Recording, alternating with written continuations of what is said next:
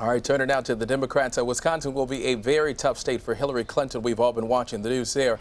She's 5 points behind Senator Bernie Sanders among likely Democratic voters. Sanders' campaign is counting on strong voter turnout to help him win the day in Wisconsin. Let's look at this. A Sanders victory, however, in Wisconsin could be short-lived with the New York primary just 3 weeks away. In New York, Clinton has a 12-point lead over Sanders, putting her in a strong position to win the state's 247 delegates. Let's go back to Caitlyn right now. Let's talk about Wisconsin. It's important for Sanders to win there, but does it hurt Clinton's campaign to lose there?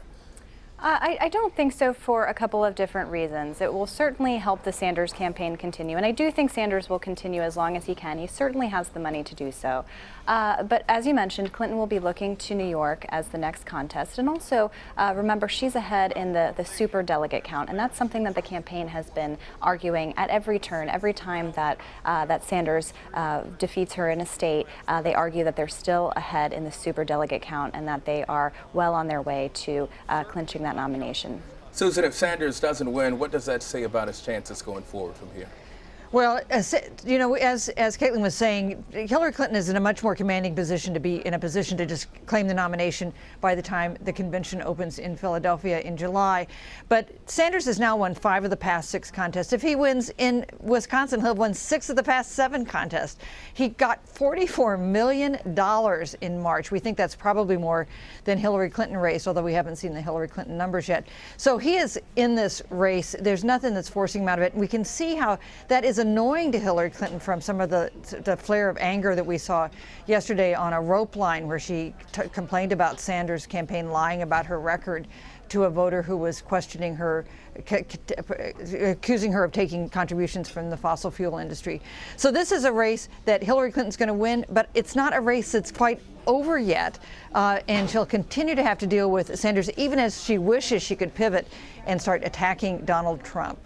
All right, we actually have that sound there. Clinton, of course, did seem to lose her patience when she was asked about campaign donations last night. Let's go ahead and play that for you right now. Will you act on your words and reject fossil fuel money in the future in your campaign? Yes, I do not have. I have money from people who work for fossil fuel companies. I am so sick. I am so sick of the Sanders campaign lying about me. I'm sick of it. Wow. All right, let's go ahead and talk to both of you guys about this. We'll start with you, Caitlyn. What did you make of that? Well, I think, as Susan pointed out, this is a sign that she is ready for this race to be over. Clinton has wanted to pivot to the general election and take on Donald Trump for some time now, but has still had to go through several of these races. And Sanders, of course, shows no signs of backing away from this race. So this was, I think, she is wanting this race to be a little tamer and be able to really point to all the chaos on the Republican side. But it is starting to get to her, and I think this is underscored by this video. Susan, do you agree? I don't think we've ever seen Clinton in this manner. Yeah, that heckler definitely got, that questioner definitely got under her skin, but you got to be sympathetic to these candidates. You know, they're out there day and night campaigning, answering a million questions, taking selfies with hundreds of people. So in that way, you know, maybe cut her a break. But the trouble is, now in this age of videos, everybody's got a cell phone. We see these incidents perhaps more than we have ever seen them before in campaigns. Could it hurt her going forward?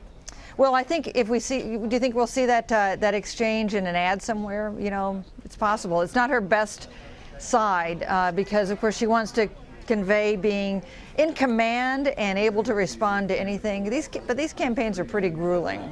All right, Caitlyn Huey-Burns from Real Clear Politics and Susan Page from USA Today. Thanks to the both of you.